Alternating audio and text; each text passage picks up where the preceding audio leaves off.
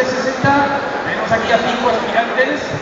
El primero se llama Jesús, se acerca a la línea de tiro libre. No, el primero que empieza de segundo. Se coloca, va a efectuar el lanzamiento. Va a ir Rata. Jesús, clasificado para el siguiente parte. Vamos con el siguiente. ¿Tú eres? Grita un poco más. Gerardo. Vamos allá, Gerardo. No tiene la pelota. Allá va Gerardo. Gerardo se dispone a tirar. Tira. Lo intentó. Seguimos. ¿Tú te llamas? Cristian. A la línea de tiro libre. Cristian, a por una Xbox 360. Cristian, tira.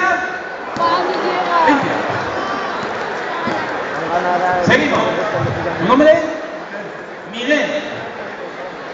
Venga, Miguel. Miguel desde la línea de tiro libre. Miguel se dispone a tirar. Tira. A mí, aquí. Cabrón. Atención que tenemos al último. Estamos grabando. ¿Cómo te llamas? Michael Jordan. Sí, y yo soy Michael Jackson. Michael 69. Noé. Allá va Noé.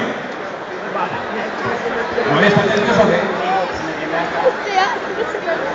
Allá va Noé. ¡Qué chulo de mierda! Como por ahí llega a meter y flipas, Parece que tenemos a un ganador. ¡Yo! ¿Eso sí lo van a intentar? ¿Qué estoy otra vez? No, que quedaré mal solo. Mira, el 625. Limpia. Vamos allá. Deportista, felicita a tus compañeros. Y aquí está. Beso para ella. La Xbox, Y para la todas. Xbox. La Xbox, cosa ha llevado. Qué cabrón. Venga, ojo.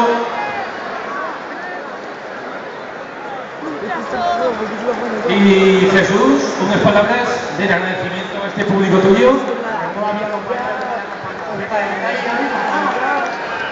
Pues esas son las palabras de nuestro ganador. Se lleva una X360. ¡Dámela! ¡Dámela! ¡Qué cabrón! Yo creo que ya, dejarme una bola aquí.